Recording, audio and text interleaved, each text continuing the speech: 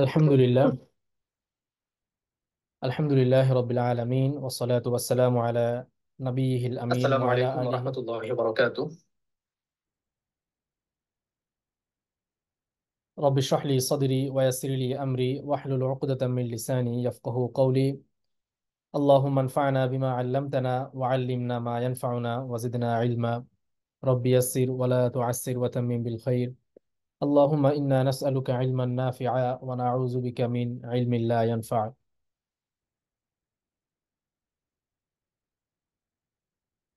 اللهم حبب إلينا الإيمان وزينه في قلوبنا وكره إلينا الكفر والفسوق والعصيان. اللهم آت نفوسنا تقواها وزكها أنت خير من زكاها أنت وليها ومولاها. আলহামদুলিল্লাহ, আল্লাহ রবুল আলমিনের অসংখ্য শুক্রিয়া যে আমরা পূর্বের ঘোষণা অনুসারে নির্ধারিত সময়ে আমরা আমাদের আজকের এই আরবি ভাষা শিক্ষা কোর্সের 13 নং ব্যাচের আজকের যে ওরিয়েন্টেশন ক্লাস সেটা আমরা শুরু করতে যাচ্ছি। তো আজকের এই লাইভে মূলত আমরা কয়েকটি বিষয় নিয়ে আলোচনা করব। এটা কোনো পড়ানো হবে না কোনো কিছু, বরং গুরুত্বপূর্ণ কয়েকটা বিষয় আপনাদেরকে ধারণা দেওয়া হবে। এবং সবচেয়ে গুরুত্বপূর্ণ বিষয় হচ্ছে আমরা যেই কোর্সে ভর্তি হয়েছি এই কোর্স কিভাবে পরিচালিত হবে, আমরা কিভাবে কি করব, কিভাবে পড়ব, কি পড়ব, ইত্যাদি। পুরো কোর্সের বিস্তারিত বিবরণগুলো হচ্ছে আমরা আজকের এই আলোচনা থেকে জানবো, যার মাধ্যমে হচ্ছে আমাদের পরবর্তী পদক্ষেপগুলো সহজ হয়ে যাবে আমাদের জন্য ইনশাআল্লাহ। তো আমরা আজকে কি কি বিষয় আলোচনা করব এটা আমরা একবার শুরুতে দেখি। আমাদের আজকের আলোচ্য বিষয়গুলো হচ্ছে, আচ্ছা, সাউন্ড কি ঠিকভাবে শোনা যাচ্ছে না আপনাদের? তো আমরা আজকে যে বিষয়গুলো নিয়ে কথা বলবো সেটা হচ্ছে, প্রথমত আমরা আরবি ভাষার পরিচিতি সম্পর্কে জানবো, আরবি ভাষা শিক্ষার গুরুত্ব এবং ফায়দা, আরবি ভাষার ধরন সমূহ, যে আরবি ভাষার কয় রকমের ভাষা হয়, আরবি ভাষা কি একই রকম না তার একাধিক ধরন আছে, এই বিষয়গুলো সম্পর্কে জানবো। আর এরপরে হচ্ছে আমাদের কোর্স কার্যক্রম পরিচিতি, যে আমাদের পুরো কোর্সের কার্যক্রমটাকে আমরা কিভাবে ঢেলে সাজিয়েছি, এই পুরো বিষয়টা নিয়ে আলোচনা করব। এবং আমরা হচ্ছে যে কিছু পরামর্শ, মানে ছাত্রদের জন্য কিছু পরামর্শ আছে আমাদের, সেই পরামর্শগুলো আমরা দিব। হ্যাঁ, এবং আপনারা কোর্স শেষে এই কোর্স যেটাতে আপনারা ভর্তি হয়েছেন এটা যদি আপনারা ঠিকঠাক ভাবে আমরা যেভাবে নির্দেশনা দেই এভাবে যদি আপনারা চলেন, তাহলে আপনাদের কি অর্জন হবে, এই কোর্স শেষ করার পরে আপনারা কতটুকু কি হাসিল করবেন সেই বিষয়টা নিয়ে আলোচনা করা হবে। এবং সর্বশেষ আপনাদের কাছ থেকে কিছু প্রশ্ন উত্তর নেওয়া হবে, যে আপনাদের বলার কিছু আছে কিনা, বা আপনাদের কোনো যদি জিজ্ঞাসা থাকে, পুরো আলোচনার ভিতরে কোনো জিনিস যদি আপনাদের কাছে অস্পষ্ট থাকে, তো সেই প্রশ্নগুলো আপনাদের কাছ থেকে নেওয়া হবে।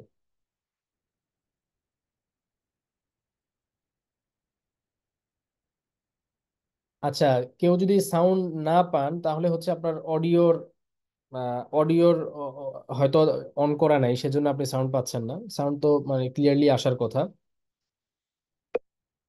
আচ্ছা, তো যে কথা বলছিলাম, যে আমরা কি কি বিষয় আলোচনা করব এটা আজকে এখান থেকে আমরা দেখে নিলাম। এখন মূল আলোচনায় যাওয়ার আগে হচ্ছে যে আমার আমি আমার নিজের ব্যক্তিগত আহ, অল্প দুই এক কথা আমার পরিচয় আমি দিয়ে নেই। যেহেতু আপনারা এখানে কোর্সে ভর্তি হয়েছেন, তো কার কাছে পড়বেন এবং হচ্ছে যে মানে তার শিক্ষাগত বিষয় ইত্যাদি আর সম্পর্কে আপনাদের জানার অধিকার আছে, এবং আপনাদের এটা হক।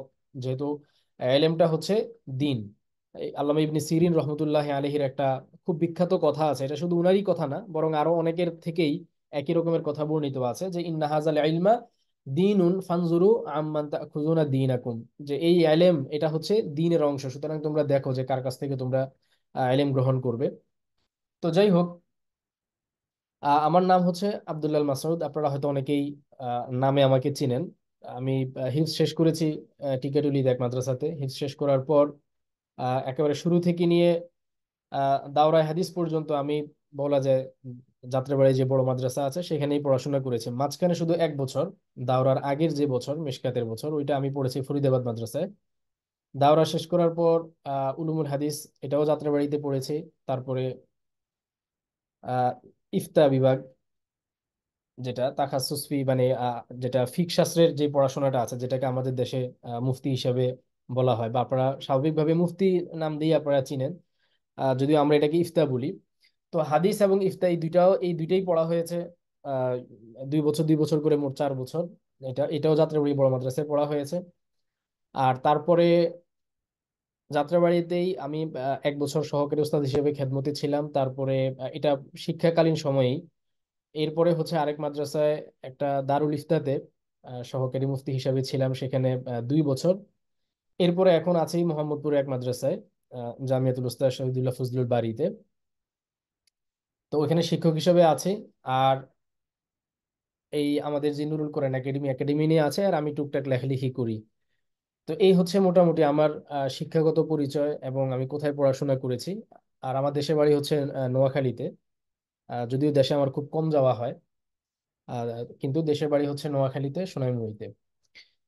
তো এই হচ্ছে মোটামুটি আমার ব্যক্তিগত পরিচয়। তো আমার মনে হয় যে এতটুকু জানাটাই আপনার জন্য যথেষ্ট হবে। এবার হচ্ছে আমরা আমাদের মূল আলোচনায় চলে যাই।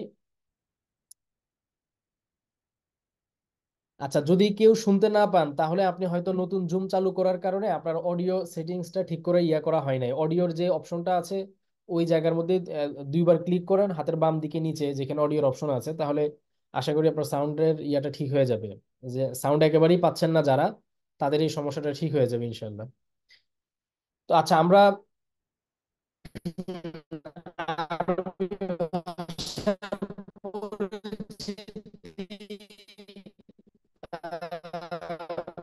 বেশি লম্বা কথা বলার দরকার নাই, কারণ আরবি ভাষা এটা মিলিয়ন মানুষ হচ্ছে আরবি ভাষায় কথা বলে, এবং বিশ্বের 26টা দেশের অফিসিয়াল ভাষা হচ্ছে এই আরবি ভাষা।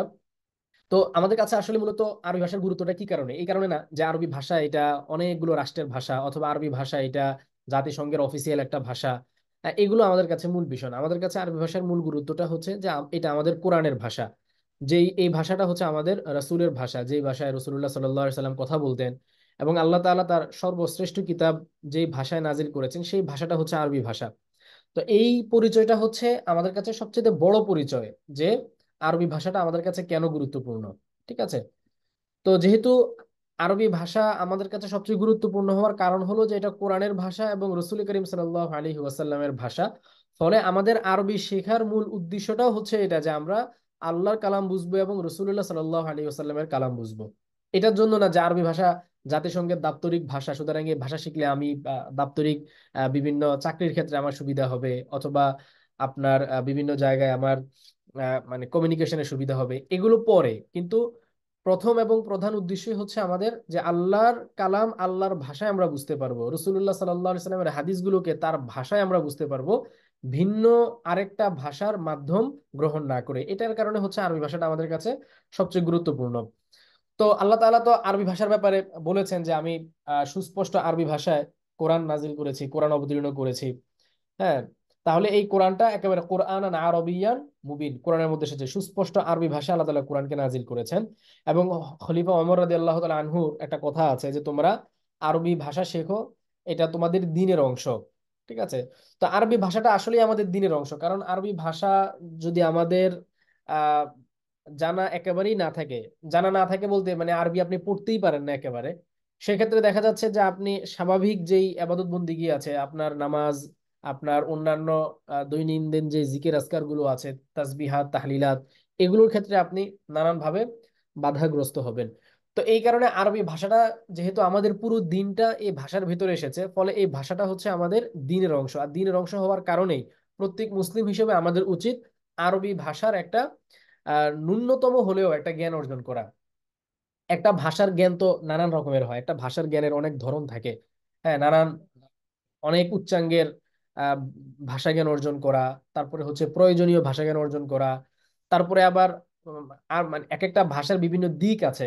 মনে করেন যারা মেডিকেলে পড়াশোনা করে, তো তারা দেখা যায় যে মেডিকেল সংশ্লিষ্ট আহ মানে ইংরেজির বিষয়গুলোকে তারা যতটা ভালো বুঝতে পারে, তাকে যদি ইঞ্জিনিয়ারিং এর উপর লেখা একটা বই তার হাতে ধরিয়ে দেওয়া হয়, তো ওই বইয়ের যদিও ইংরেজিতে লেখা, তারপরে সে ওই বইয়ের অনেক কিছু বুঝবে না। যেহেতু ইঞ্জিনিয়ারিং পড়াশোনার সাথে শাস্ত্রীয় অনেক কথাবার্তা সেখানে থাকে। তারপরে হচ্ছে যে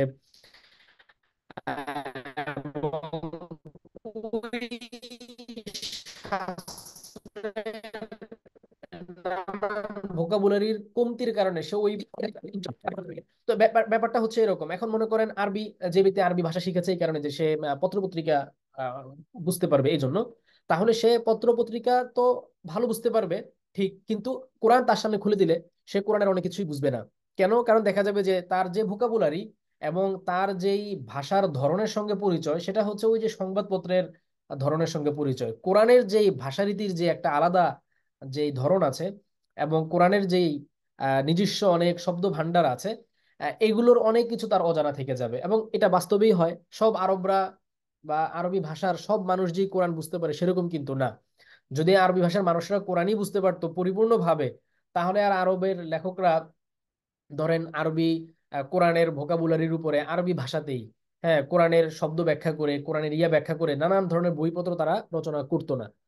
কারণ খোদ আরবরাই এরকম যে তারা কোরআন যে একেবারে 100% তারা কোরআন পড়ে বুঝতে পারে এরকম না। কারণ কোরআনের মধ্যে প্রচুর পরিমাণে এমন শব্দ অর্থ আছে যেটা বর্তমানে আপনার দৈনন্দিন তাদের যে ব্যবহৃত আরবি আছে সেই ব্যবহৃত আরবির মধ্যে এই শব্দগুলো ব্যবহার হয় না। এবং এটা খুব স্বাভাবিক একটা প্রক্রিয়া। কারণ মনে করেন ওই বঙ্কিমচন্দ্র তার উপন্যাসের মধ্যে যেই ধরনের শব্দ ব্যবহার করত, বা রবীন্দ্রনাথের উপন্যাসগুলোর মধ্যে, তার গল্পের বইগুলোর মধ্যে এমন অনেক শব্দের ব্যবহার আছে যেগুলো আমাদের এখনকার সময়ে এসে আমরা আমাদের দৈনন্দিন জীবনে সেগুলোকে ব্যবহার করি না। যার ফলে ওই বইগুলো যদিও বাংলাতে লেখা, কিন্তু পড়তে গেলে আমাদেরকে বারবার ডিকশনারি হাতে নিতে হয়, বারবার ব্যাক পেতে হয়। তো আরবদের ক্ষেত্রে একই রকম, তারা যদিও আরবি ভাষায় কথা বলে, আরবি ভাষায় তারা পড়াশোনা করেছে, কিন্তু বিশেষভাবে কোরআনের উপর বিশেষায়িত পড়াশোনা না করার কারণে বা কোরআনের উপর আলাদা করে মেহনত না করার কারণে সে কোরআন একেবারে শতভাগ অর্থ যে করতে পারে বা অর্থ যে বুঝতে পারে সেরকম কিন্তু না। তো এই কারণে মূলত কোরআনটা হচ্ছে কি, তাহলে আমাদের আরবি ভাষাটা হচ্ছে আমাদের এই দিনের একটা অংশ। এখন আমরা আরবি ভাষা যদি শিখি, তো আরবি ভাষা শিখলে আমরা মোটামুটি কি কি ফায়দা আমাদের অর্জন হতে পারে? আমরা কোরআন বুঝতে পারবো, হ্যাঁ, আমরা রাসূল করিম সাল্লাল্লাহু আলাইহি ওয়াসাল্লামের হাদিসগুলো বুঝতে পারবো। তারপর আমরা দৈনন্দিন দোয়া এবং জিকির যেগুলো করি সকাল বিকালে, এগুলোর অর্থ আমরা বুঝতে পারবো। আমাদের জন্য হিফজ করাটা সহজ হয়ে যাবে। অনেকে আছে আমরা হিফজ করতে আগ্রহী থাকি, হিফজ করাটা আমাদের জন্য সহজ হবে। এই যে গত কালকের কথা, গত কালকেরই কথা, আমার মানে মেয়েদের ব্যাচে আমি একটা মানে লেখা লিখেছিলাম আর কি, যে যারা আমার কাছে আরবি পড়েছে বা আমাদের এখানে আরবি পড়েছে, পড়াশোনা শেষ করেছে, তাদের এখন কি অবস্থা, তারা কি পড়া কন্টিনিউ রেখেছে নাকি সবকিছু ভুলে গিয়েছে। তো একজনে এবং মানে তাদের অবস্থাটা লেখার জন্য আমি একটা পোস্ট দিয়েছিলাম। তো ওইখানে এক ছাত্রী লিখলো যে সে পরিপূর্ণ পুরো কোরআন সে হিফজ করেছে, পুরো কোরআন উনি হিফজ করেছে। এবং উনি লিখেছে যে আমি যদি এই আরবি ভাষাটা না শিখতাম, আমার মনে হয় না যে আমার পক্ষে পুরো কোরআন মুখস্থ করা সম্ভব ছিল। হ্যাঁ, উনি কিন্তু একজন সংসারী, উনার সম্ভবত দুইটা বা তিনটা বাচ্চা আছে। তো এই সবকিছু সামলে উনি পুরো কোরআন মুখস্থ করেছে, এবং উনি উচ্চ শিক্ষিত মহিলা, উনি মাদ্রাসার কেউ না। তো উনি এই বাচ্চা সামলে, ঘর সংসার সামলে, তারপরে পুরো কোরআন মুখস্থ করেছে। এটা তারপর উনি লিখেছেন যে আমার পক্ষে এটা সম্ভব হতো না যদি আমি আরবি ভাষাটা না শিখতাম। কারণ ভাষা শেখার কারণে এখন আমি কোরআন পড়তে গেলে যেহেতু অনেক অর্থগুলো আমি প্রায় বুঝি, তো যার কারণে মুখস্থ করাটা আমার জন্য অনেক সহজ হয়ে গিয়েছিল। তো এটা একটা বাস্তব জিনিস, আপনি যখন আরবি ভাষা শিখবেন তখন কোরআন হিফজ করাটা আপনার জন্য অনেক সহজ হয়ে যাবে। কেন? কারণ তখন আপনি যেটা পড়ছেন অনেক কিছুই আপনি নিজেই অর্থটা যেহেতু বুঝতে পারবেন, ফলে মুখস্থ করাটা সহজ হয়ে যাবে আপনার জন্য। আচ্ছা, এরপরে হচ্ছে যে কোরআন তেলাওয়াত করে আপনি খুব মজা পাবেন যখন আপনি বুঝবেন, দেখবেন যে আপনি তেলাওয়াত করছেন, প্লাস আপনি তেলাওয়াত করার ভেতর দিয়ে অর্থগুলো আপনি নিজে নিজে অনুধাবন করতে পারছেন। এটার যে একটা স্বাদ, এটার যে একটা লাজ্জাত, এটা আপনি শব্দ দিয়ে ব্যক্ত করতে পারবেন না। এটা আসলে অনুভব করার জিনিস। এটা আপনাকে শব্দ দিয়ে বলে বোঝানো সম্ভব না। এটা যখন আপনারা ওই পর্যায়ে যাবেন, আল্লাহর কালাম নিজে নিজে বুঝতে শুরু করবেন, নিজের মধ্যেই অন্যরকম একটা আনন্দ অনুভব করবেন। হ্যাঁ, প্লাস হচ্ছে আমাদের নামাজেও মনোযোগ বৃদ্ধি পায়। এভাবে খুঁজলে আপনারা নিজেরাও আরো অনেক ফায়দা বের করতে পারবেন, যে এই আরবি ভাষা শেখার মাধ্যমে আমরা আরো কতগুলো ফায়দা অর্জন করতে পারি। এখন এখানে বিষয় হচ্ছে যে মানে আরবি ভাষার ধরন নিয়ে আমি একটু কথা বলি। যে আমাদের এখানে অনেক রকমের ধারণা প্রচলিত আছে, বিশেষ করে যাদের আরবি ভাষা সম্পর্কে আগে থেকে জ্ঞান নাই। এই যে আপনারা এখানে যারা ভর্তি হয়েছেন অধিকাংশই হচ্ছে যে আপনারা ধরেন কলেজ ভার্সিটি থেকে আসা। আমার মনে হয় মাদ্রাসার কেউই এখানে নাই। তো যার কারণে অনেকে শুনে যে এই কোরআনিক অ্যারাবিক, তারপরে ধরেন যে স্ট্যান্ডার্ড অ্যারাবিক, এরকম নানান রকমের নাম আছে। অ্যারাবিকের আগে দিয়ে কোনো কোনো জায়গায় কোরআনিক, তারপরে স্ট্যান্ডার্ড, এরকম মডার্ন, এরকম কমিউনিকেশন, হ্যাঁ কমিউনিকেটেড অ্যারাবিক, এরকম নানান ধরনের নাম তারা শুনে থাকে। তো আসলে জিনিসটা কি, এবং কোরআনিক অ্যারাবিক আর ধরেন সাধারণ যে স্ট্যান্ডার্ড অ্যারাবিক, এটা কি আলাদা কোনো কিছু না, একই জিনিস? হ্যাঁ, বা কোরআনিক অ্যারাবিক বলতে আলাদা কোনো কিছু আছে কিনা, এটা একটা গুরুত্বপূর্ণ বিষয়। তো এই জিনিসটা আপনাদের কাছে ক্লিয়ার করার জন্য, যেহেতু আপনারা আরবি ভাষা শিখবেন, তো এই এই আরবি ভাষা সংক্রান্ত এই ব্যাপারটা আপনাদের কাছে অন্তত ক্লিয়ার থাকা জরুরি বলে আমি মনে করি। সেজন্য আমি এখানে একটা মানে ইয়া এঁকেছি, দেখেন একটা ছক আমি এঁকেছি এখানে, যে এই যে প্রথমে যেটা আছে এটাকে আমরা বলি ফুসহা বা বিশুদ্ধ আরবি। কোরআন যেই ভাষায় নাজিল হয়েছে এটা হচ্ছে আল আরবিয়াতুল ফুসহা বা বিশুদ্ধ আরবি। এবং এই বিশুদ্ধ আরবিতেই হচ্ছে ধরেন যেটাকে আমরা মানে প্রমিত বাংলায়, যেরকম আমাদের বইপত্র সব প্রমিত বাংলায় লেখা, সংবাদপত্র প্রমিত বাংলায়, তারপরে আমাদের আমরা স্বাভাবিকভাবে যখন কোথাও লেকচার দিই বা কোথাও আমরা ভাষণ দেই, সেখানে আমরা সাধারণত প্রমিত বাংলা ব্যবহার করেই আমরা কথাবার্তা বলি, এবং এটাকে আমরা শুদ্ধ হিসেবে আখ্যায়িত করে থাকি, যেটা শুদ্ধ বাংলা। আহ, তো আরবির ক্ষেত্রে এই প্রমিত আরবি যেটা বা ফুসহা বিশুদ্ধ আরবি যেটা, এটাই হচ্ছে কি মানে স্ট্যান্ডার্ড আরবিক, এবং এই আরবিতেই হচ্ছে পবিত্র কোরআনুল কারীম নাজিল হয়েছে। ঠিক আছে, পবিত্র কোরআনুল কারীম নাজিল হয়েছে। এখন কোরআনিক আরবিক যেটা, এটা কি, এটা আসলে আলাদা কোনো কিছু না।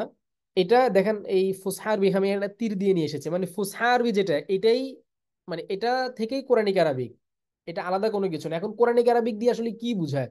মূলত যারা কোরআনিক আরবি শব্দটা ব্যবহার করে, তো এটা দিয়ে ভিন্ন রকমের কোনো আরবি ভাষা বোঝানোর উদ্দেশ্য না। আমি এটা একটু আগে আলোচনা করেছিলাম যে আপনি মানে যেই শাস্ত্রের মানে আপনি একটা ভাষা শিখেছেন, তো ওই ভাষাটা শিখেছেন যেই শাস্ত্রটাকে উপলক্ষ করে, ওই শাস্ত্রীয় বইপত্র ওই ভাষার আপনি যতটা ভালো বুঝবেন, আপনি ওই একই ভাষায় অন্য শাস্ত্রের বা অন্য বিষয়ের বইপত্র আপনি অতটা ভালো পড়ে বুঝতে পারবেন না, যেহেতু আপনার ভোকাবুলারির কমতি থাকবে, তারপরে অনেক কিছু জানার কমতি থাকবে সেজন্য। তো ঠিক তদ্রূপ কোরআনিক আরবিকের মধ্যে এখন আরবি ভাষাটা তো একটা ব্যাপক বিষয়। কোরআনের মধ্যে আরবি ভাষার সকল শব্দ আসে নাই, কোরআনের মধ্যে আরবি ব্যাকরণের সকল সাইড আসে নাই, কোরআনের মধ্যে আরবি ভাষার মানে সাহিত্যের যত রকমের ধরন আছে, এবং সাহিত্যের ধরনটা তো সীমাবদ্ধ কোনো কিছু না, এটা মানে সময়ের তালে তালে স্রোতে আহ, সাহিত্যের ধরনগুলো নানান সময় নানান চেঞ্জ হয়। হ্যাঁ, তো এই কোরআনের মধ্যে এই সব ধরন গুলো এসে একত্রিত হয়নি। ঠিক আছে, তাহলে এই যে ভাষা তো একটা ব্যাপক জিনিস। এখন দেখা যাচ্ছে যে হয়তো কোরআনের মধ্যে একটা ব্যাকরণের আহ, অনেকগুলো অংশ থেকে বিক্ষিপ্তভাবে অনেকগুলো জিনিস আসছে, সবগুলো বিষয় একসঙ্গে আসে নাই। তারপরে শব্দার্থের কথা যদি আমরা বলি, ভোকাবুলারি, আরবি ভাষা সকল ভোকাবুলারি কোরআনের মধ্যে চলে আসেনি। হ্যাঁ, কোরআনের মধ্যে এরকম লিমিটেড কিছু শব্দ এসেছে। তারপরে ব্যাকরণের সকল অংশ চলে আসেনি, হ্যাঁ একটা বড় অংশ এসেছে। আর এর বাইরেও অনেক ব্যাকরণের একটা বড় অংশ আছে যেটা কোরআনের মধ্যে ব্যবহারই হয় নাই। ঠিক আছে, তো এরকম ভাবে এখন দেখা যাচ্ছে যে আপনি যখন একটা ওভারঅল ভাষা শিখবেন, তখন হচ্ছে যে আপনি কোরআনে আসুক বা না আসুক সবটাই আপনাকে শিখতে হচ্ছে, যার ফলে আপনার শেখাটা অনেক লেন্দি হয়ে যাচ্ছে, এবং শেখার প্রক্রিয়াটা একটু কঠিন হয়ে যাচ্ছে, যেহেতু আপনাকে অনেক কিছু জানতে হচ্ছে। আর আরেকটা হচ্ছে যে কিন্তু দেখা যাচ্ছে যে আপনার উদ্দেশ্য হচ্ছে শুধু কোরআন বুঝতে বুঝাটা, তো এই কারণে অনেকে কিন্তু যেটা করে যে ভাষার ওভারঅল রূপটা না দেখিয়ে শুধুমাত্র কোরআনের মধ্যে যে শব্দগুলো ব্যবহার হয়েছে, ঠিক আছে, এরকম কিছু ভোকাবুলারি মুখস্থ করিয়ে দেয়। কোরআনের মধ্যে ব্যাকরণের যে অংশটুকু আছে সবটুকু না, বরং মোটা দাগের যে জিনিসগুলো আছে এগুলোকে পড়িয়ে দেয়, মানে খুব অল্পতে অল্প জিনিসের ভেতর দিয়ে, যাতে সে মোটামুটি ভাবে কোরআনটাকে বুঝতে পারে, কোরআনের সাথে তার একটা সম্পর্ক হয়। ঠিক আছে, তো এই জিনিসটাকেই তারা নাম দিয়েছে কোরআনিক আরবিক, মানে কোরআন বুঝার সাথে সম্পর্কিত কিছু ভোকাবুলারি এবং কিছু নিয়ম কানুন ইত্যাদি ইত্যাদি। এটা অল্প পরিসরে মোটামুটি ভাবে কোরআন বোঝার জন্য, একেবারে মোটামুটি ভাবে, ফুললি না। তো এটাকে তারা নাম দিয়েছে কোরআনিক আরবিক। তো এটা কিন্তু আসলে মানে এক স্বতন্ত্র কোনো কিছু না বা আলাদা কোনো কিছু না, বরং এটা হচ্ছে ফুসহা বা স্ট্যান্ডার্ড আরবিক, যেটা এটারই একটা পার্ট বা এটারই একটা অংশ আমরা বলতে পারি। তাহলে এই ফুসহা আরবি থেকেই মনে করেন এটারই একটা পার্ট হচ্ছে এই কোরআনিক আরবিক বলতে আমরা যেটা দেখি বা বলি। এরপরে আপনার মডার্ন আরবিক, ওই একই মডার্ন আরবিকের মধ্যে আপনার দেখা যায় যে এই মানে সময়ের তালে তালে একটা ভাষার মধ্যে নানান নতুন নতুন শব্দের জন্ম হতে থাকে, এটা একটা চলমান প্রক্রিয়া। এমনি ভাবে শব্দের ব্যবহারের মধ্যেও সময়ের স্রোতে নতুন নতুন অর্থ জন্ম নিতে থাকে। তো আরবি ভাষার ক্ষেত্রেও একই রকম দেখা যাচ্ছে যে যখন আমরা মাদ্রাসায় ছিলাম, মাদ্রাসায় তো আমরা স্বাভাবিকভাবে ওই প্রাচীন আরবি যেগুলো, যেহেতু আমরা মাদ্রাসায় আরবি পড়েছি হচ্ছে কোরআন হাদিস বোঝার জন্য, তো সুতরাং কোরআন হাদিসের ক্ষেত্রে একটা শব্দের যে প্রাচীন ব্যবহার এগুলোর সঙ্গে আমাদের পরিচয় ছিল। পরবর্তী সময়ে যখন দেখা গেল যে একটু সংবাদপত্র পড়ে বুঝতে চাচ্ছি, দেখি যে সংবাদপত্র পড়তে তো পারি ঠিক, কিন্তু অর্থ বুঝি না। ঠিক আছে, মানে রিডিংটা পড়তে পারি কিন্তু অর্থটা বুঝি না, অর্থটা ক্লিয়ার হয় না। তো প্রথম প্রথম থেকে এরকম বেশ সমস্যার মধ্যে ছিলাম। তো ঘটনাটা কি ছিল? ঘটনাটা ছিল যে আমরা যে শব্দগুলো পড়েছি এগুলো ছিল ওই মানে প্রাচীন আরবিতে এই শব্দগুলোর যেই ব্যবহার ছিল এগুলো আমরা জানতাম, কিন্তু এখন মডার্ন টাইমে এসে এই শব্দগুলোর যে নতুন নতুন ব্যবহার এসেছে তার মধ্যে এগুলো সম্পর্কে আমাদের জানাশোনার কমতি ছিল, যেহেতু আমাদের এগুলো প্রয়োজন পড়তো না। মাদ্রাসাতে তো আমরা পত্রিকা পড়তাম না, আরবি পত্রিকা পড়তাম না, আল জাজিরার সংবাদ দেখতাম না, ওগুলো আমাদের দেখার প্রয়োজনও হইতো না। যার কারণে এগুলোর মানে মডার্ন যে ব্যবহারগুলো শব্দের সেটার সঙ্গে আমাদের একটা অপরিচয় ছিল, যার ফলে আমরা সেগুলো বুঝতাম না। তো দেখা যাচ্ছে যে জিনিস কিন্তু একই। আপনার ওই প্রমিত আরবির মধ্যে আপনি যে শব্দগুলো শিখছেন, মডার্ন আরবিকের মধ্যে এসে হয়তো সেই শব্দের প্রাচীন অর্থের সাথে নতুন করে আরো দুই তিনটা অর্থ এখানে এসে যুক্ত হয়েছে। ব্যবহারের মধ্যে একটু ভিন্নতা এসেছে, একটু বৈচিত্র্য এসেছে, একটু অভিনবত্ব এসেছে।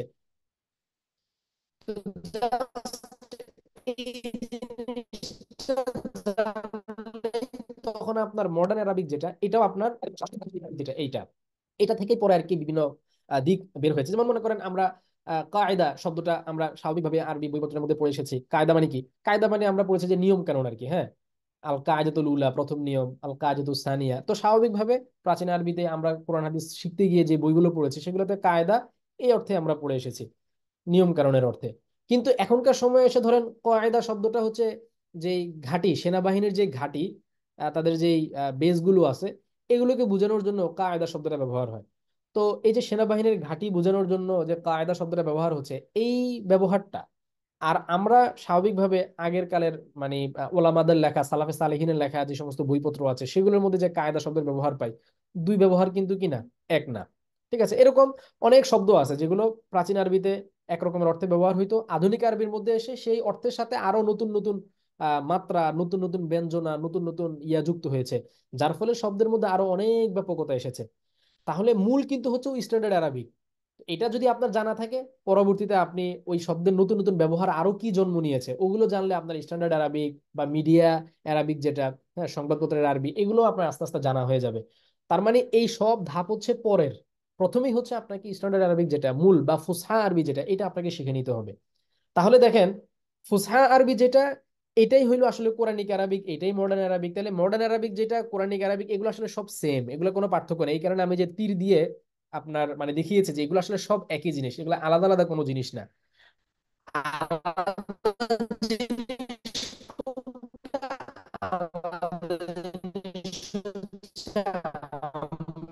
আরবিক যেটা ওইটা,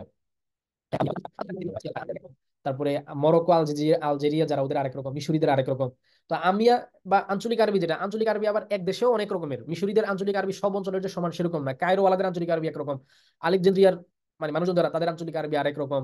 হ্যাঁ, তো এরকম অঞ্চল ভেদে একই দেশের মধ্যেও একাধিক রকমের আঞ্চলিক আরবি থাকে। আমাদের ছোট্ট একটা বাংলাদেশ, সেখানেই আঞ্চলিক আরবি, আঞ্চলিক বাংলা ঢাকাতে একরকম, চিটাঙ্গে আরেক রকম, নোয়াখালীতে আরেক রকম, সিলেটে আরেক রকম।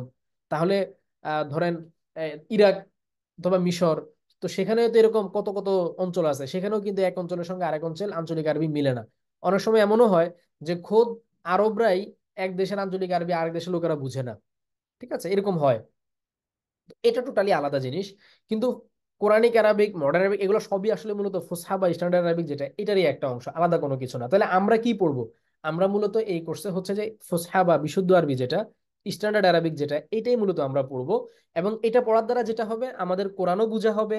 এবং আমরা পরবর্তীতে যদি চাই, আমরা যদি আমাদের চর্চাকে অব্যাহত রাখি, আমরা আরো উচ্চ পড়াশোনা করি বা আমরা আমাদের এই চর্চাকে আরো এগিয়ে নিয়ে যেতে চাই, অব্যাহত রাখি, তাহলে আমরা স্ট্যান্ডার্ড আরবিকে যেটা শিখবো এইটার উপর বেস করে আমরা পরবর্তীতে মানে এই যে ধরেন বা সংবাদপত্র বুঝতে পারা বা আরবি ভাষার যে আরো বিস্তৃত যেই জগৎটা আছে সেই জগতের মধ্যে আমরা ঢুকতে পারবো, কিন্তু আমাদের মূল পুঁজি বা মূল বিষয় কিন্তু হচ্ছে ফোসাটাকে ভালো করে শিখে নেওয়া। এবং এটা শিখলে আপনি খুব সহজেই হচ্ছে যে আহ কোরআন হাদিস তো বুঝতেই পারবেন, পাশাপাশি হচ্ছে যে সালাফে সালিহিনের যে বিভিন্ন বইপত্র গুলো আছে, তারপরে তাফসির গুলো আছে, এগুলো ইনশাল্লাহ আপনারা শিখতে পারবেন বা বুঝতে পারবেন পড়ে। আচ্ছা, এখন আসেন আমরা এবার মানে আশা করি বুঝতে পেরেছেন তাহলে আমরা এখানে কি ধরনের আরবি পড়বো এবং আরবি ভাষার ধরনগুলোর সাথে আপনাদের একটা মোটামুটি পরিচয় হয়েছে। এখন আমাদের কোর্স কার্যক্রমে আমরা চলে যাই, যে আমাদের পুরো কোর্সকে আমরা, হ্যাঁ আমরা আমাদের কোর্স কার্যক্রম কিভাবে পরিচালিত হবে সেটা একটু দেখি। আমরা এখানে মূলত কয়টা টপিক, 8টা টপিক আলোচনা করবো আর কি। একটা হচ্ছে যে আমাদের ক্লাস কিভাবে হবে, কবে হবে, হ্যাঁ একটা একটা করে আমরা আগাই। তো একটা হচ্ছে ক্লাস কিভাবে হবে, আমাদের ক্লাসের পদ্ধতি হচ্ছে যে মূল ক্লাস যেটা, এটা আমরা হচ্ছে যে আমাদের যে ই ক্যাম্পাসে, আশা করি আপনারা সবাই ওখানে ইতিমধ্যে রেজিস্ট্রেশন করে ফেলেছেন। তো আমাদের ই ক্যাম্পাস যেটা, এই ই ক্যাম্পাসের মধ্যে হচ্ছে ওখানে আপনাদেরকে মানে ক্লাস, যে ক্লাসটা আপনাদেরকে দেওয়া হবে এটা হবে রেকর্ডেড। ঠিক আছে, পড়া যে দেওয়া হবে রেকর্ডেড, ছোট ছোট ক্লাস। হ্যাঁ, ভয়ের কিছু নেই, খুব ছোট ছোট, 12 মিনিট, 15 মিনিট, হ্যাঁ 16 মিনিট এরকম আর কি। 20 মিনিটের উপরে যাবে না। ঠিক আছে, সাধারণত 15 মিনিট গড়ে ধরে রাখেন, বা 12 মিনিট, 10 থেকে 15 মিনিট। তো 10 থেকে 15 মিনিটের একটা ভিডিও দেখা আপনাদের জন্য মোটেই কঠিন কোনো কিছু না। ঠিক আছে, এটা সপ্তাহে 3 দিন দেওয়া হবে, শনিবার, মঙ্গলবার এবং বৃহস্পতিবার আর কি, মূল ক্লাসটা। ঠিক আছে, শনিবার, মঙ্গলবার এবং বৃহস্পতিবার এটা হচ্ছে যে সকালেই দিয়ে দেওয়া হবে। এবং আপনাদের যে নোটিশ বোর্ড যেটা আছে, মেসেঞ্জারের গ্রুপ যেটা আছে, নোটিশ বোর্ডে আপনাদেরকে জানিয়ে দেওয়া হবে যে আজকের ক্লাসটা দেওয়া হয়েছে। এরপরে এটা তো সবসময় থাকবে। আপনি আপনার সময় সুযোগ মতন, কারণ আপনাদের মধ্যে কেউ আছে সকালে ফ্রি টাইম থাকে, কেউ আছে যে সকালে ফ্রি টাইম থাকে না, সকালে উঠেই তাকে আপনার কলেজে যেতে হয় বা স্কুলে যেতে হয় বা তার চাকরিতে যেতে হয়। তো উনি ফিরে এসে বিকেল বিকেল টাইমে বা রাত্রের টাইমে তার যখন ফ্রি টাইমে থাকে, ওই টাইমে তিনি ক্লাসটা দেখে অ্যাটেন্ডেন্সের একটা জায়গা আছে, ওখানে অ্যাটেন্ডেন্স দিয়ে দিবেন। পড়াটা শেখার পরে আপনাদের কাছ থেকে পড়াগুলো আমরা লাইভেই নিব, জুমে। আজকে যেরকম জুমে লাইভ হচ্ছে, এরকম জুমে লাইভেই নেওয়া হবে এই এসার পরে আর কি, 9টার দিকে। ঠিক আছে, তো ক্লাসের হাজিরা আপনারা কিভাবে দিবেন এখানে দেখেন, আমি যদি একটু আপনাদেরকে ই ক্যাম্পাসটা শেয়ার করি তাহলে আর একটু ভালো বুঝতে পারবেন। দেখেন এখানে আপনার, ধরেন আমি এখানে গেলাম।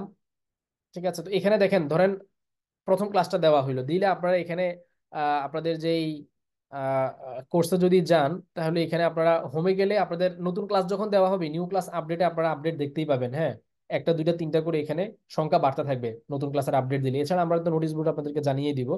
তো নতুন নতুন ক্লাস যখন দেওয়া হবে, আপনি ভিতরে গেলে ওই নতুন ক্লাসটা হচ্ছে আপনি ক্লাসের তালিকার মধ্যে, ধরেন কথার কথা 1 নাম্বার ক্লাস দেওয়া হলো, তাহলে আপনি এখানে 1 নাম্বার ক্লাস পেয়ে যাবেন।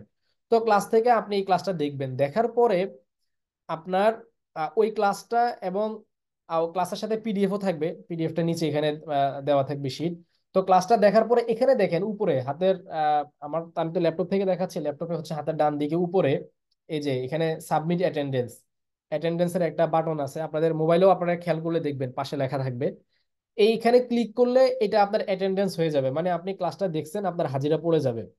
ঠিক আছে, আমরা এটা নিশ্চিত হবো যে আপনি ক্লাসটা দেখে শেষ করেছেন। তো যখন আপনি অ্যাটেন্ডেন্স দিবেন তখন দেখেন এখানে একটা চিহ্ন আছে, এই চিহ্নটা পরিবর্তন হয়ে যাবে। এখানে একটা চিহ্ন আছে, যেমন আমি যদি এটাকে এখন সাবমিট দিই, দেখেন অ্যাটেন্ডেন্সে সাবমিট যদি করি, এখানে একটা টিক চিহ্ন চলে এসেছে, আগে এটা কিন্তু এটা ছিল না, এখন চলে আসছে। তো এই টিক চিহ্ন হয়েছে মানে আপনার এই ক্লাসটা দেখা শেষ। এরপরে প্রত্যেকটা ক্লাসের সাথে আপনাদের নিচে এখানে হোমওয়ার্ক থাকবে। ঠিক আছে, হোমওয়ার্কের মধ্যে ওই ক্লাসের পড়ার উপর বিভিন্ন জিনিস থাকবে। আপনারা এখানে এই যে সাবমিট ইওর হোমওয়ার্ক, এই জায়গার মধ্যে হচ্ছে আপনি এখানে যে এই বাক্যগুলো আপনাকে কাজ, বাড়ির কাজ যেটা দেওয়া হবে, ওই বাড়ির কাজটা এখানে আপনি টাইপ করেই আমাদেরকে দিবেন, দিয়ে এখানে সাবমিট করে দিবেন। সাবমিট করে দিবেন, যেমন মনে করেন আমি একটা কিছু লিখলাম, লিখে এটাকে আমি সাবমিট করে দিলাম, তাহলে এই যে এখানে আগে অন্যরকম একটা চিহ্ন ছিল, এখন কিন্তু ভিন্ন রকম চিহ্ন চলে আসছে। আগে ওই 3 কোণাওয়ালা একটা চিহ্ন ছিল, এখন সেই সাবমিট করার পরে সেই চিহ্নটা গিয়ে আরেক রকমের চিহ্ন আসছে, একটু মুকুটের মুকুটের মতো একটা চিহ্ন আসছে। তো এগুলো দিয়ে আপনি বুঝতে পারবেন যে আপনার কোন ক্লাসটা হাজিরা দেওয়া হয়েছে, কোনটা সাব মানে হোমওয়ার্ক আপনি জমা দিয়েছেন, কোনটা জমা দেন নাই। এগুলো তো হলো আপনি কিভাবে ক্লাস দেখবেন এবং আপনি হোমওয়ার্ক গুলো দিবেন। আর পড়া আমাদেরকে দিবেন কিভাবে, পড়া দিবেন হচ্ছে আপনি ওই যে লাইভে রাত্রে 9টার দিকে আপনাদেরকে 3টা গ্রুপে ভাগ করা হবে। হ্যাঁ, পড়া কিভাবে নেওয়া হবে, আপনাদেরকে আপনার মেয়েদেরকে 2টা শাখায় ভাগ করা হবে, 2টা গ্রুপে, আর ছেলেদেরকে 3টা গ্রুপে ভাগ করা হবে। ভাগটা এখনো করা হয়নি, আমরা আজকালকের মধ্যে করে ফেলবো ইনশাল্লাহ। একটা হচ্ছে মাক্কি গ্রুপ, একটা মাদানী গ্রুপ, ঠিক আছে, আপনারা দেখবেন অলরেডি আপনাদের এই ক্যাম্পাসের পাশে দেখবেন পুরুষ মাদানি, হ্যাঁ পুরুষ মাক্কি, মহিলা মাদানি, মহিলা মাক্কি। এই মাক্কি মাদানি মানে হলো আপনার গ্রুপ, আপনি কোন গ্রুপে আছেন ওইটা আর কি মাক্কি মাদানি। তো দুইটা গ্রুপ, মেয়েদের ক্ষেত্রে মাক্কি গ্রুপ এবং মাদানি গ্রুপ। আর ছেলেদের ক্ষেত্রে তিনটা গ্রুপ থাকবে, মাক্কি, মাদানি এবং হচ্ছে আহ, বদরি। ঠিক আছে, এই তিনটা গ্রুপ আমরা করেছি, প্রত্যেক গ্রুপের জন্য আলাদা আলাদা সহকারী উস্তাদ থাকবেন। সব জায়গাতে প্রধান উস্তাদ হিসেবে আমি থাকবো, আমি তো তদারকি করব। আর পাশাপাশি হচ্ছে আপনাদের পড়াগুলো নেওয়ার জন্য পড়া আমিও নিব মাঝে মাঝে। প্লাস হচ্ছে যে আমার সহকারী হিসেবে আরো মানে প্রত্যেকটা গ্রুপে আলাদা আলাদা উস্তাদ থাকবেন, ওনারা হচ্ছে যে আপনাদের পড়া নিবেন নিয়মিত, জুমেই নিবেন লাইভে। আবার এবং আপনাদের যে হোমওয়ার্ক যেগুলো আছে এগুলো চেক করে দিবেন, কোনো কারেকশন থাকলে সেগুলো আমরা আপনাদেরকে রিপ্লাইতে বলে দিব যে আপনাদের কোন কোন জায়গায় ভুল রয়ে গেল আর কি।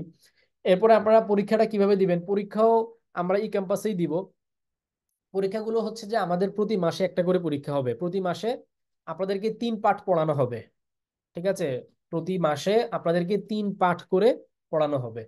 আপনারা যে কিতাব থেকে পড়বেন এই কিতাবটার নাম হচ্ছে কি হাইয়া আলাল আরবিয়া। এটা আপনারা এই যে প্রয়োজনীয় পিডিএফ যেই ফোল্ডারটা আছে, এই প্রয়োজনীয় পিডিএফ ফোল্ডারটার মধ্যেই পেয়ে যাবেন। আমি এই যে দেখাই, ই ক্যাম্পাসে দেখেন প্রয়োজনীয় পিডিএফ, এই প্রয়োজনীয় পিডিএফ এর মধ্যে গেলে হাইয়া আলাল আরবিয়া এটা আপনারা পেয়ে যাবেন।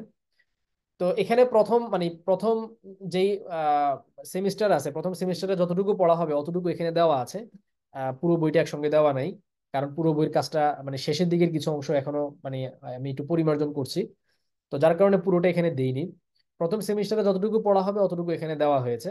তো এটা আপনারা ডাউনলোড করে নেবেন, নিয়ে আপনারা নিজেদের মতন একটু প্রিন্ট করে নেবেন কষ্ট করে, যেহেতু এটা এখনো আমরা প্রিন্টে যাইনি এই কারণে। তো এই কিতাবের মধ্যে হচ্ছে যে আপনার এই 12টা পাঠ আপনারা পাবেন, 12টা পাঠ, এবং প্রত্যেকটা পাঠের মধ্যে 3টা করে পরিচ্ছেদ পাবেন। এটার বিন্যাসটা একটু খেয়াল করবেন, বিন্যাসটা খেয়াল করলে আপনাদের জন্য জিনিসটা বুঝতে সহজ হবে। দেখেন প্রত্যেকটা পাঠের মধ্যে কিন্তু 3টা করে পরিচ্ছেদ, দেখেন প্রথম পাঠ এই 1 2 3 3টা করে পরিচ্ছেদ, এভাবে প্রত্যেকটা পাঠেই 3টা করে পরিচ্ছেদ পাবেন। তো আমরা প্রতি সপ্তাহে 1 পাঠ করে পড়বো, মানে 3টা ক্লাস হবে, তো এক একটা ক্লাসে এক এক পরিচ্ছেদ করে পড়ানো হবে। তো সেই হিসাবে এক এক সপ্তাহে আমরা একটা করে পাঠ পড়বো। তো এক এক সপ্তাহে একটা করে পাঠ যদি আমরা পড়ি তাহলে 3 সপ্তাহে আমাদের 3 পাঠ পড়া হবে। ঠিক আছে, 3 সপ্তাহে 3 পাঠ পড়া হবে, 3 সাথে 21 দিন, 21 দিনে আমরা 3টা পাঠ পড়বো। বাকি যেই 7 দিন থাকবে মাসের, ওই 7 দিন আর নতুন কোনো ক্লাস হবে না, ওই 7 দিন হচ্ছে আমরা এই যে 3টা পাঠ আমরা পড়লাম এই 3টা পাঠ আমরা আবার রিভাইজ দিব, এই পাঠগুলোর উপর আবার আপনাদেরকে মানে প্র্যাকটিস করানো হবে, এই পড়াগুলো আবার ভালো করে ঘষা মাজা করা হবে পরীক্ষার প্রস্তুতির জন্য। এরপরে মাস শেষে আপনাদের এই 3 পাঠের উপর একটা করে পরীক্ষা হবে, এভাবে প্রতি মাসে 3 পাঠের উপর যে 3 পাঠ পড়া হবে পুরো মাসে, ওই 3 মাসের ওই 3 পাঠের উপর মাস শেষে পরীক্ষা হবে। এভাবে আপনাদের এই 4 সাতা কি বলে 3 4 12, ঠিক না, 3 4 12 মানে 4 মাসে হচ্ছে আপনাদের এই প্রথম সেমিস্টার শেষ হয়ে যাবে আর কি। 12 পাঠ তো 4 মাস শেষ হওয়ার পরে আপনাদের পুরো প্রথম অধ্যায়ের উপর একটা সেমিস্টার ফাইনাল পরীক্ষা হবে ইনশাল্লাহ। তো এটা পরীক্ষাটা কিভাবে হবে, পরীক্ষার দিন সাধারণত আমরা শুক্রবার দিন পরীক্ষাগুলো নেই, যেহেতু এই দিন হচ্ছে সাধারণত অফিস টফিস বন্ধ থাকে আপনাদের, আহ, যারা চাকরি টাকরি করেন। তো পরীক্ষাটা হচ্ছে ফজরের নামাজের পরেই আমাদের ই ক্যাম্পাসেই প্রশ্নটা দিয়ে দেওয়া হবে, এবং ওই দিন রাত 12টা পর্যন্ত সময় দেওয়া থাকবে। এই সারা দিন আপনার যখন ইচ্ছা তখন আপনি উত্তরপত্র সাবমিট করতে পারবেন, ফজরের পর থেকে মানে প্রশ্নটা দেওয়ার পর থেকে নিয়ে রাত 12টা পর্যন্ত। আপনি চাইলে দুপুরেও পরীক্ষা দিতে পারেন, চাইলে বিকেলেও দিতে পারেন, চাইলে রাত্রেও দিতে পারেন, মানে রাত 12টার আগ পর্যন্ত যে কোনো সময়ে আপনি ওই উত্তরপত্রটা সাবমিট করলেই হলো। কিন্তু রাত 12টার পরে আর পারবেন না, রাত 12টার পরে অটোমেটিকলি মানে প্রশ্নপত্রটা ইয়া হয়ে যাবে, আপনি আর চাইলেও পরীক্ষা দিতে পারবেন না।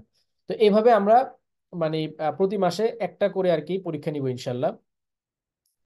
আচ্ছা, এরপরে হচ্ছে যে আমরা আলোচনায় ছিলাম হইলো পরীক্ষা কিভাবে হবে এবং কবে কবে হবে, এটাও আমরা আলোচনা করলাম। পড়া সংক্রান্ত আপনাদের যদি কোনো প্রশ্ন থাকে সেটা আপনারা কিভাবে করবেন, পড়া সংক্রান্ত প্রশ্ন করার অনেকগুলো মাধ্যম আছে আপনাদের, একটা একটা করে আমি বলছি। নাম্বার 1 হলো এই যে আপনারা যেই ভিডিও ক্লাসটা দেখবেন এই ক্লাসের নিচেই দেখেন আপনার এখানে এই যে কমেন্ট করার আলাদা অপশন আছে, খেয়াল করবেন। এখানে কিন্তু একটা হলো মানে হোমওয়ার্ক সাবমিট করার জায়গা, এখানে অনেকে আছে মানে দুইটার মধ্যে প্যাচ লাগায়, প্যাচ লাগাবেন না, এটা হলো হোমওয়ার্ক সাবমিট করার জায়গা। আর হোমওয়ার্ক সাবমিট করার পরের অংশ যেটা এটা হলো কমেন্টের জায়গা। তো কমেন্টে যে কোনো প্রশ্ন যদি আপনার থাকে ক্লাস সংক্রান্ত, আপনি চাইলে নিচে এখানে কমেন্ট করতে পারবেন। এই যে আগে যারা পড়ছে তাদের অনেকের কমেন্ট এখানে দেখা যাচ্ছে। তো আপনার যে কোনো কমেন্ট আপনি এখানে করতে পারেন, ঠিক আছে, যদি কোনো জিজ্ঞাসা থাকে। নাম্বার এক। নাম্বার দুই হইলো আপনি চাইলে আমাদের ডিসকাশন গ্রুপ যেটা আছে এখানেও প্রশ্ন করতে পারেন, উস্তাদরা আছে ওনারা এটার উত্তর দিবেন। নাম্বার তিন, আপনি চাইলে পার্সোনালি আমাকে অথবা সহকারী উস্তাদ যারা আছেন যে কাউকে পার্সোনালি ইনবক্সে প্রশ্ন করতে পারেন। অনেকে মনে করেন যে পার্সোনালি ইনবক্সে প্রশ্ন করলে আবার কিছু মনে করবো কিনা বা এরকম, কখনো সংকোচ করবেন না। আপনার যদি কোনো কিছু জিজ্ঞেস করা থাকে অবশ্যই আপনি জিজ্ঞেস করবেন, সেটা পড়া সংক্রান্ত হোক আর অন্য কিছু হোক। তো বিশেষ করে পড়া সংক্রান্ত বিষয়ে জিজ্ঞেস করার ক্ষেত্রে কোনো ধরনের কোনো সংকোচ করবেন না। এটা আপনি গ্রুপেও করতে পারেন, চাইলে আপনি পার্সোনালি উস্তাদকে মেসেজ দিয়েও করতে পারেন। নাম্বার তিন। নাম্বার চার, যখন আপনারা রাত্রেবেলায় এই যে লাইভে যখন পড়া শোনাবেন জুমে, চাইলে আপনি তখনও উস্তাদকে ওইটা নিয়ে প্রশ্ন করতে পারেন।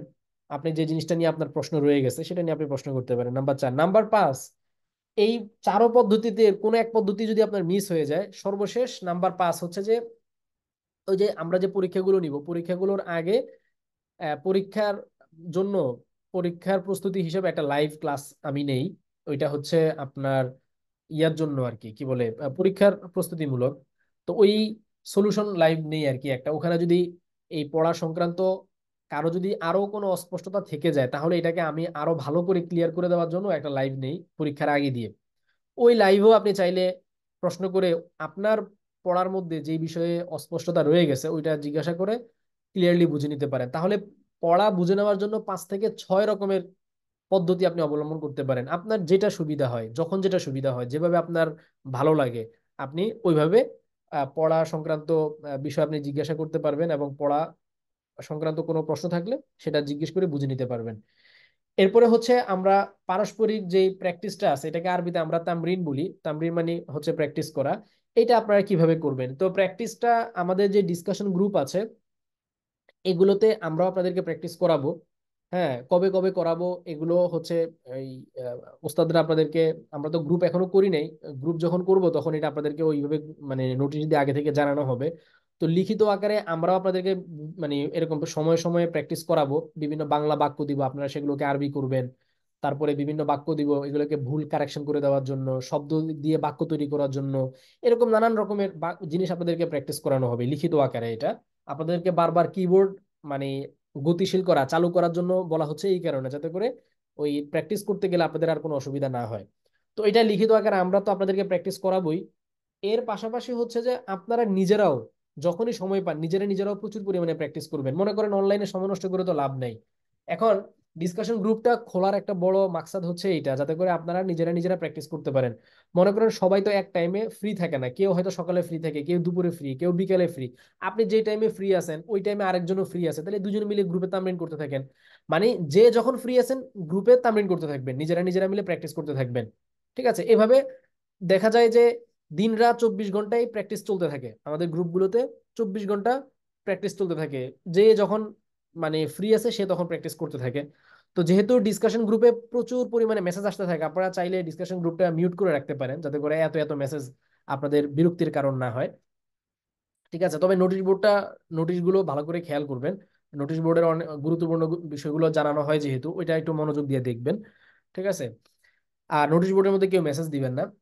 আচ্ছা, এরপরে হচ্ছে যে যদি আপনারা যদি কেউ কোর্স থেকে যদি চলে যেতে চান, অনেকে আছে অসুস্থতার কারণে, ব্যস্ততার কারণে, যে কোনো কারণে আপনি যদি কোর্স থেকে চলে যেতে চান, সেক্ষেত্রে আপনি কি করবেন? আপনি হচ্ছে পেজে জানিয়ে বা হোয়াটসঅ্যাপে মেসেজ করে যেভাবে ভর্তি হয়েছেন আপনি ওইভাবে আবার আমাদেরকে জানাবেন যে আমি এটা ছেড়ে দিতে চাচ্ছি, আমি আর পড়তে চাচ্ছি না। তখন আমরা যেভাবে আপনাকে রিমুভ করতে হয়, যেভাবে আপনাকে কোর্স থেকে বাদ দিতে হয় ওই পদ্ধতি আমরা অবলম্বন করব। কিন্তু অনেকে আছে যেটা করে সেটা হলো সে পড়েও না, মেসেজ করলে উত্তরও দেয় না। ওস্তাদ তাকে দিনের পর দিন মেসেজ করে যাচ্ছে যে আপনি কি পড়া শোনাবেন না, পড়া দিবেন না। ভাই আপনি পড়া দেন বা না দেন, অন্তত এতটুকু তো আদবের দাবি যে আপনি অন্তত একটা রিপ্লাই দিবেন ওনাকে যে ওস্তাদ আমি সমস্যায় আছি, পড়া শুনতে পারছি না, বা আমি পড়বো না, আমি কন্টিনিউ কিছুটা তো জানাবে। দেখা যায় যে সে মানে সংকোচের কারণে হোক বা লজ্জার কারণে হোক, যে কারণেই হোক, দিনের পর দিন মেসেজ দিয়ে সিন করে না। এটা আসলে খুব খারাপ জিনিস, উস্তাদরা অনেক সময় এটাতে কষ্ট পান। কারণ আপনি বলে দিলে, আপনাকে তো কেউ এখানে জোর করে ধরে আনে নাই পড়ার জন্য।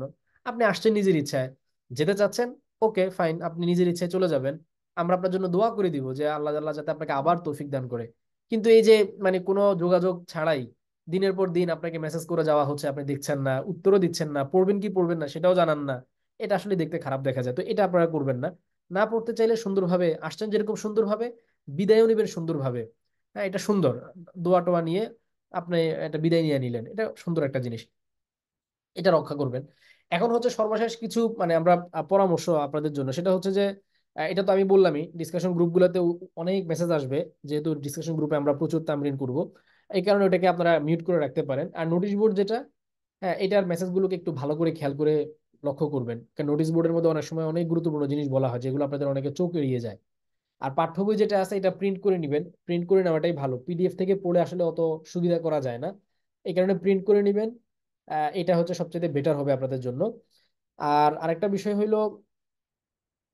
বিষয় গুরুত্বপূর্ণ, ও আচ্ছা, আরেকটা গুরুত্বপূর্ণ বিষয় হচ্ছে যে আমরা বলেছিলাম যে আমাদের যেই মানে এই আরবি ভাষা শিক্ষার্থী যারা আছে, তারা পাশাপাশি আমাদের এই যে স্টাডিজ ইসলামী শরিয়ার অধীনে যে আকীদা ফিক এই ক্লাসগুলো করতে পারবে। তো এইগুলা ক্লাসগুলো যখন যে ক্লাস শুরু হবে আপনাদেরকে নোটিশ বোর্ডে জানানো হবে। হ্যাঁ, যে এটার ক্লাস শুরু হবে কবে, নোটিশ বোর্ডে আপনাদেরকে জানানো হবে। তো ওখান থেকে আপনারা নিয়মিত আপডেট পাবেন, এবং ওটার জন্য আলাদা টেলিগ্রামে আমাদের আমাদের গ্রুপ থাকে। হ্যাঁ, ওইটা সময় যখন হবে তখন আপনারা নোটিশ বোর্ডের মধ্যে এটার আপডেট পেয়ে যাবেন ইনশাল্লাহ। এখন আপনারা যদি আমরা আপনাদেরকে যেভাবে নির্দেশনা দিব এভাবে যদি আপনারা পড়েন এবং আমাদের কথাগুলো যদি আপনারা মেনে চলেন, তাহলে আপনারা কি অর্জন করতে পারবেন?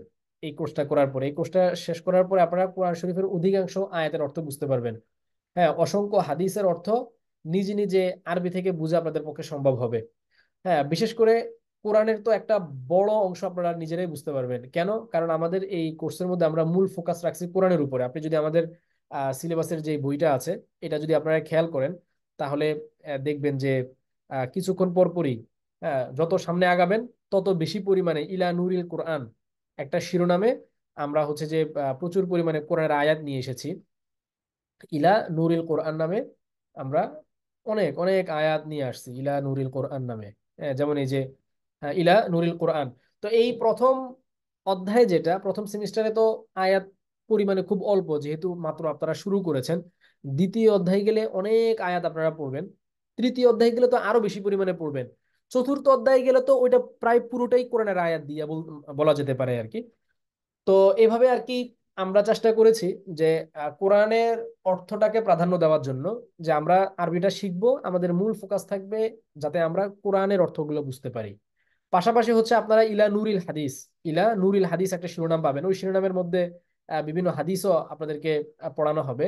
ইলা নুরিল হাদিস, এই যে ইলা নুরিল হাদিস, এরকম একটা শিরোনাম থাকবে। সেই শিরোনামের মধ্যে এরকম বিভিন্ন সহজ সহজ হাদিস, যেগুলো আপনি আপনার পঠিত আরবির জ্ঞান দিয়ে আপনি নিজেই ওই হাদিসগুলোর অর্থ বুঝতে পারবেন। এই ধরনের হাদিসগুলোকে অনেক মানে ঘাটাঘাটি করে তারপরে নির্বাচন করা হয়েছে। এরকম অনেক হাদিস আপনারা পড়তে পারবেন। তো এটা তো এখানে যে পিডিএফটা আপনাদেরকে দেওয়া হয়েছে এটা তো প্রথম অধ্যায়, এখানে পরিমাণে একটু কম, কিন্তু পরবর্তী যে অধ্যায়গুলো আছে সেগুলোতে পরিমাণে আরো অনেক বেশি। তো এভাবে আমরা কোরআন এবং হাদিসকে সবচেয়ে বেশি প্রাধান্য দিয়েছি, কোরআন এবং হাদিসকে। কারণ এই এক বছরের এই কোর্স শেষ করার পরে যারা আরো পড়তে চায় তাদেরকে কিন্তু আমরা আরো পড়াবো। মানে যারা পড়ার আগ্রহ ধরে রাখতে পারবে, শেষ পর্যন্ত যেতে পারবে এবং আরো পড়তে চায়, তাদেরকে আমরা পড়াবো। তখন অন্যান্য আমাদের আরো যে বিষয়গুলো বাকি আছে, আধুনিক আরবি বা আপনার ওই যে আরবি ভাষার ওই ওই ভোকাবুলারি যেগুলো হচ্ছে যে কোরআনের মধ্যে নাই, কিন্তু সাধারণ আরবি বইপত্র পড়তে গেলে, সালাফে সালেহিনের বইপত্র পড়তে গেলে, তাফসির পড়তে গেলে আপনার দরকার পড়বে। সেগুলো জানা, সেগুলো পড়া, আরবি ক্লাসিক্যাল বিভিন্ন বইপত্র পড়া, এগুলো আমরা আপনাদেরকে পড়াবো, আপনাদেরকে যাব।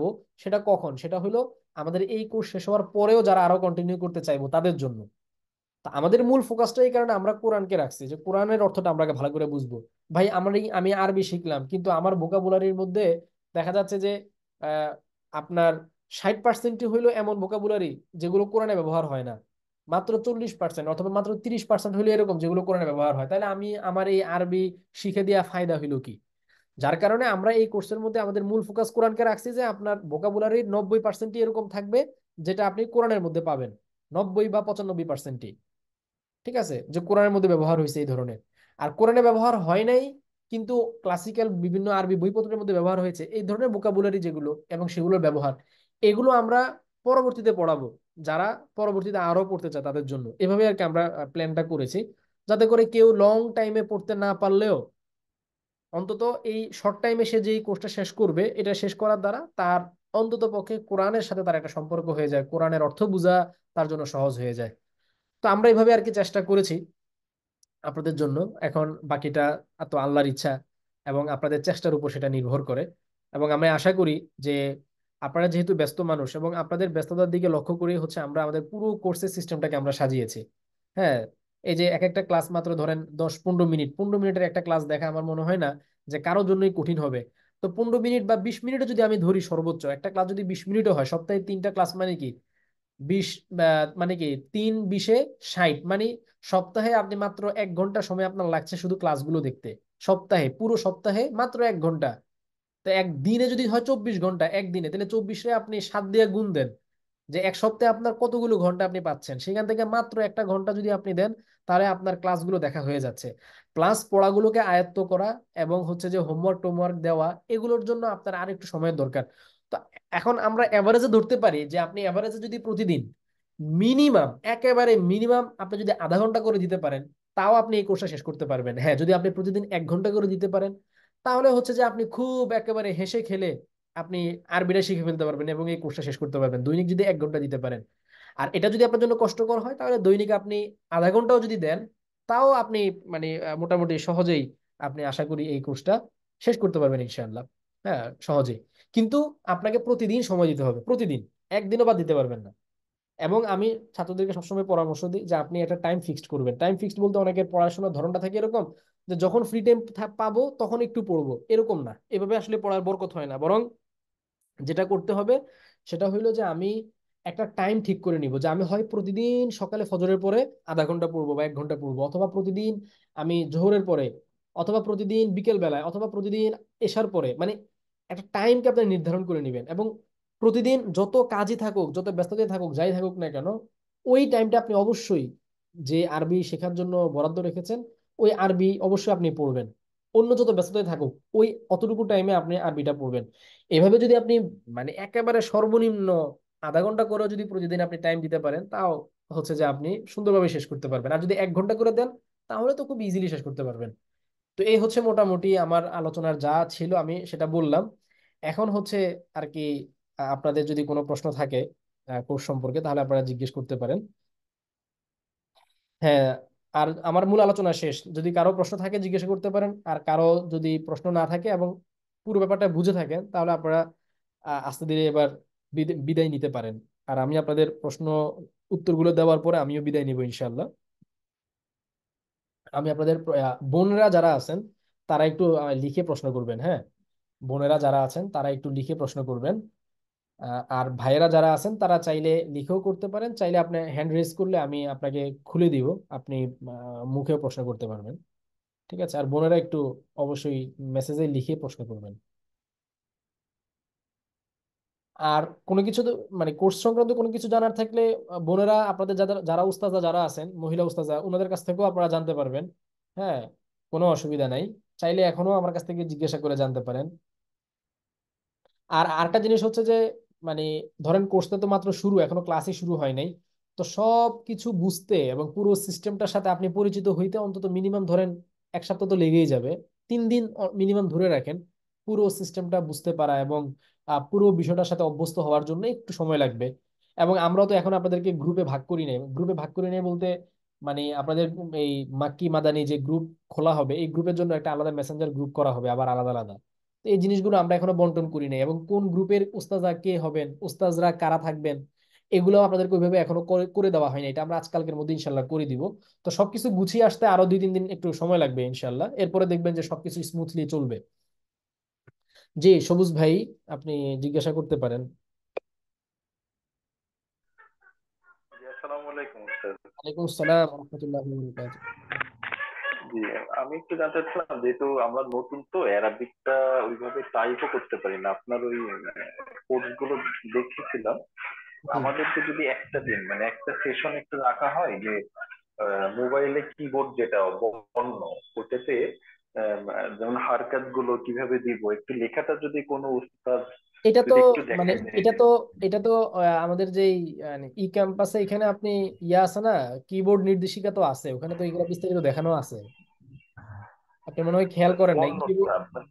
না, মোবাইলে যেটা, মোবাইলে কি এটা তো মোবাইল মোবাইলেরই, হ্যাঁ এটা এই মোবাইলে ইনস্টলেশন বাংলা এবং আরবি টাইপিং টিউটোরিয়াল এই যে এখানে দেওয়া আছে তো, মোবাইলেরটাও দেওয়া আছে কম্পিউটারেরটাও দেওয়া আছে দুইটাই। এটা পরেরটা যেটা, এটা হচ্ছে computer বা ল্যাপটপের, কিন্তু আগেরটা যেটা, ওকে ওকে। হ্যাঁ প্রথমটা যেটা এটা হচ্ছে এই যে মোবাইলে, মোবাইলে কিভাবে আপনি বাংলা আরবি এটা টাইপিংটা কেমনে কিভাবে করবেন ওই টিউটোরিয়ালটা। আর পরেরটা হচ্ছে ডেস্কটপ এবং ল্যাপটপেরটা, একটু দেখবেন। এরপরেও যদি আপনার মানে কোনো অসুবিধা, জবজেট, জি জি জি জি জি। এরপরেও যদি আপনার মানে এটা দেখার পরেও যদি আপনার অসুবিধা হয় বা আপনি কোনো কিছু সম্পর্কে অস্পষ্টতা থাকে, তাহলে আপনি আমাদেরকে জিজ্ঞাসা করলে বা আপনি আমাকেও জিজ্ঞাসা করতে পারেন। হ্যাঁ, জবরজের পেশ হচ্ছে আপনার যে ডট আছে না, ডট, ডটটাতে একটু চেপে ধরলেই দেখবেন যে জবরজের পেশ সব চলে আসছে। হ্যাঁ, এটা ইজি, এটা মানে জাস্ট 20 সেকেন্ডের ব্যাপার, আপনি নিজেই বুঝতে পারবেন। এরপরে যদি না বুঝেন আমাকে আপনি আচ্ছা জি আমি, এটা দেখার পরে না বুঝলে আমাকে জিজ্ঞেস করেন। হ্যাঁ, জি জি জি, জাজাকাল্লাহ উস্তাদ, জাজাকাল্লাহ। জি এটা 1 বছরের। কোনোভাবে কি হোয়াটসঅ্যাপে, হোয়াটসঅ্যাপে কার্যক্রম শুরু করলে যে আমাদের একটু সমস্যা হয় আর কি এই ধরনের। হ্যাঁ, পিন মেসেজ দেখে টাইপ করার সমস্যা হয়, পিন মেসেজ দেখে।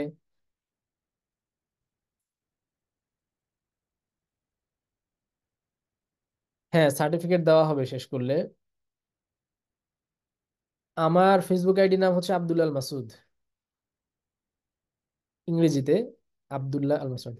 মেয়েদের ক্লাসে যে উস্তাজা পড়াবেন ওনার পরিচয় জানতে চাই, যে আপনাদেরকে উস্তাজার সাথে আজকেই বা কালকেই ওনাদের সাথে পরিচয় করিয়ে দেওয়া হবে। হ্যাঁ, আপনাদের গ্রুপেই উস্তাজাদের সাথে পরিচয় করিয়ে দেওয়া হবে ইনশাল্লাহ। জুমে কখন পড়া নেওয়া হবে?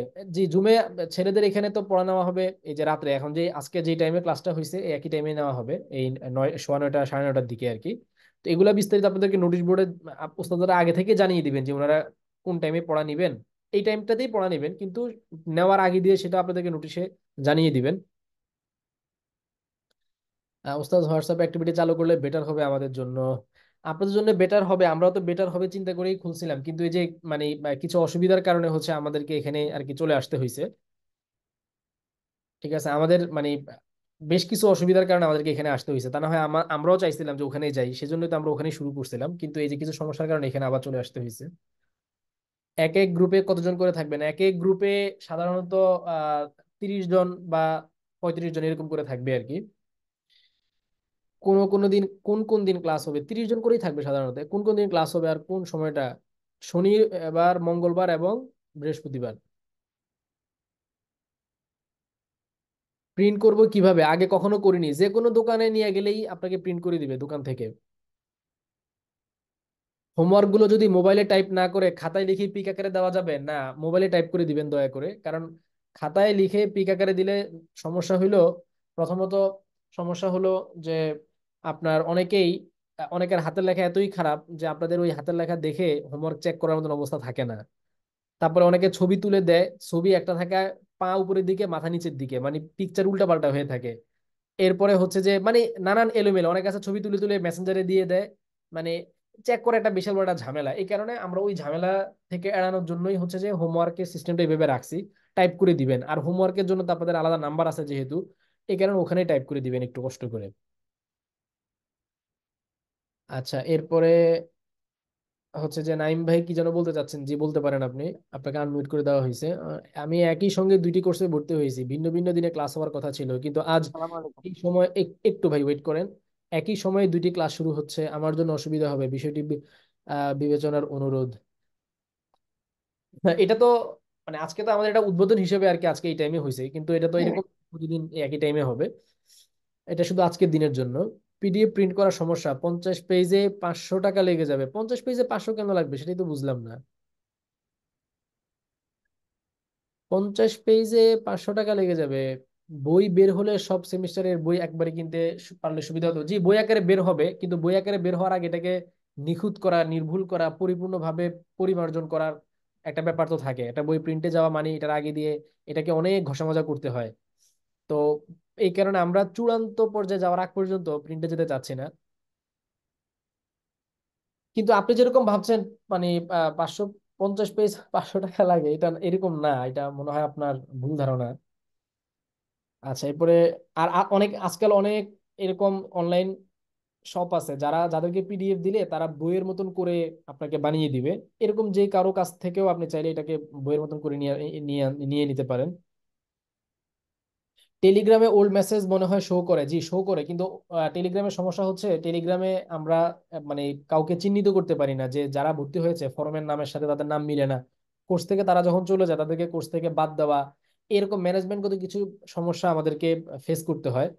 হ্যাঁ, এই কারণে হচ্ছে যে ওইটা, এই কোর্সটা আমরা ওখানেও নিতে পারছি না, মানে আমাদের ম্যানেজমেন্টের বেশ কিছু অসুবিধা হয় ওখানে।